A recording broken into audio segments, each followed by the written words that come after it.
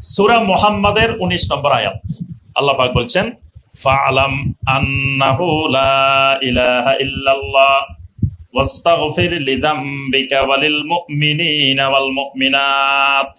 ফাআলাম এটা আমরের সিগা, নির্দেশের সিগা। ফাআলাম মানে ইলম শিখো, জানো, বুঝো। কি শিখবা? আন্নাহু লা ইলাহা ইল্লাল্লাহ, লা ইলাহা ইল্লাল্লাহ শিখো। এজন্য কারো উপরে এসএসসি পাস করা, দাখিল পাস করা, কামেল পাস করা, ডিগ্রি পাস করা এগুলো একটাও ফরজ না। যে লোক স্কুলের বারান্দা দিয়েও যায় নাই, এই লোক জান্নাতে যাবে কিনা বলেন তো দেখি? কেন? কারণ না, এই লোকের তো আল্লাহ পাক ফরজ করে নাই যে তুমি এসএসসি পাস করতে হবে বা ক্লাস 8 পাস করতে হবে বা 5 পাস করতে হবে, এরকম আল্লাহকে ফরজ করছে। তাহলে এই সার্টিফিকেট অর্জন করা এগুলো একটাও ফরজ না। কিন্তু একটা এলেম আছে, এটা সবার উপরে ফরজ। সেটা কিসের এলেম? লা ইলাহা ইল্লাল্লাহর এলেম। এই এলেমটার ব্যাপারে আল্লাহ পাক সবার উপরে ফরজ করেছেন। ফাআলাম আন্নাহু লা ইলাহা ইল্লাল্লাহ। এই লা ইলাহা ইল্লাল্লাহটাই ঐক্যের প্রতীক।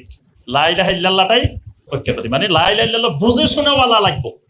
লা ইলাহা ইল্লাল্লাহর আগাগোড়া কিছু বুঝে না, তো এই লোকের সাথে আপনার কোনোদিন ঐক্য হবে না।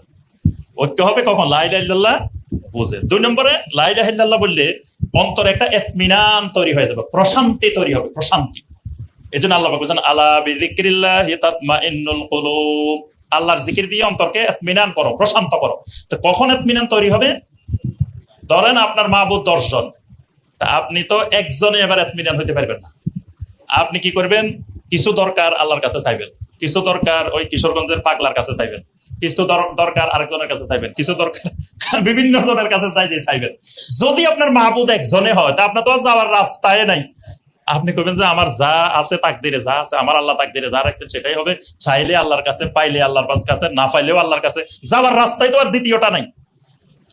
তখন আপনার ভিতরে এমন একটা তাসির, এমন একটা প্রভাব তৈরি হবে, এই প্রভাবে অন্তর ইতমিনান হয়ে যাবে। যতক্ষণ শিরিক করবেন অন্তরে ইতমিনান আসবে না। দৌড়াইতে থাকবেন, একবার আজমিরে, একবার অমুক জায়গায়, একবার অমুক জায়গায়, খালি দৌড়াইতেছে।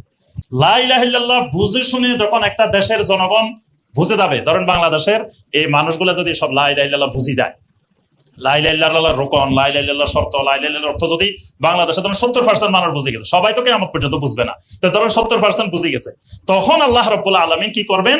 এই জাতিকে একটা নিয়ামত দিবেন। সেই নিয়ামতটা কি? খেলাফত। খেলাফত আলা মিনহাজিন নবুওয়াহ।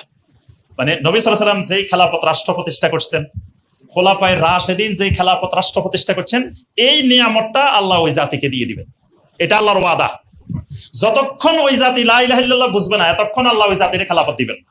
এই নিয়ামত আল্লাহ ওই শিরিককারী, বেদাতকারী, কুফরকারীকে আল্লাহ এই নিয়ামত দেন না। তখন ইসলামের নামে রাষ্ট্র হইতে পারবে, কিন্তু ওই রাষ্ট্রে ইসলাম থাকবে না। হয়তো ইসলামের নামে কেউ ক্ষমতা যেতে পারবে, কিন্তু ওখানে ইসলাম থাকবে না, ইসলামের আইন কানুন পাওয়া যাবে না। খেলাফতের যে স্বাদ, সেই স্বাদ ওই রাষ্ট্রে পাওয়া যাবে না। কখন পাওয়া যাবে? যখন ওই জাতি লা ইলাহা ইল্লাল্লাহ বুঝবে। কারণ ধরেন আপনি ক্ষমতায় গেছেন, যাওয়ার পরে আপনি বললেন ইসলামী রাষ্ট্রের নীতিমালা কি? সমস্ত শিরিক উচ্ছেদ করা। শিরিক উচ্ছেদ করতে গেছেন, জনগণ তো সব শিরিকের পক্ষে। জনগণ আপনার ক্ষমতা থেকে নামাই দিব, বেটা দরকার নাই ক্ষমতায় থাকা, আমাদের এটা দরকার। ওই বাইতুল্লাহ ভাঙ্গি ফেলুক, আমাদের লাভ দরকার। তোমার ক্ষমতা রাখা দরকার না, আমাদের এই শিরিকের আস্তানা রক্ষা করা দরকার। এই জন্য আগে শর্ত হইলো খেলাফতের, লা ইলাহা ইল্লাল্লাহর দাওয়াত। এই জন্য নবী রাসূলরা ক্ষমতা পাওয়ার পরেও ক্ষমতা নেন নাই। নবী সাল্লাল্লাহু আলাইহি ওয়াসাল্লামকে মক্কা মুকাররমা ক্ষমতা দিয়ে দিয়েছেন, নবী সাল্লাল্লাহু আলাইহি ওয়াসাল্লাম নেন নাই। কেন নেন নাই? নবী সাল্লাল্লাহু আলাইহি ওয়াসাল্লাম ক্ষমতা নিবেন, নেওয়ার পরে প্রধানমন্ত্রী হবে আবু জাহেল। আল্লাহ রাসূল রাষ্ট্রপতি, আবু জাহেল ধরেন প্রধানমন্ত্রী, আর তারপরে আরেকজন উতবা সাহেবা, একজন স্বরাষ্ট্রমন্ত্রী, একজন অমুক। তো এদেরকে দিয়ে তো আল্লাহর দ্বীন বাস্তবায়ন করা যাবে না। এই জন্য নবী সাল্লাল্লাহু আলাইহি ওয়াসাল্লাম সমস্ত নবী রাসূল দাওয়াতের পদ্ধতি বেছে নিয়েছেন। আগে লা ইলাহা ইল্লাল্লাহর দাওয়াত। যখন লা ইলাহা ইল্লাল্লাহ বুঝে যাবে, তখন অটোমেটিক আল্লাহর পক্ষ থেকে আসবে। এটা এই যে সূরা নূরের 55 নম্বর আয়াত, ওয়াদাল্লাহুল্লাযীনা আমানু মিনকুম ওয়া আমিলুস সালিহাত লা ইস্তাখলিফান্নাহুম ফিল আরদে। আল্লাহ পাকের ওয়াদা, অবশ্যই অবশ্যই আল্লাহ পাক দুইবার তাকে দিয়ে বলছেন তাদেরকে জমিনে আল্লাহ খেলাফত দান করবে। খেলাফত বান্দা চাইলে হবে না, আল্লাহ দিতে হবে, আল্লাহর পক্ষ থেকে দান করতে হবে। তো দানটা কখন দিবেন? আল্লাযীনা আমানু মিনকুম ওয়া আমিলুস সালিহাত।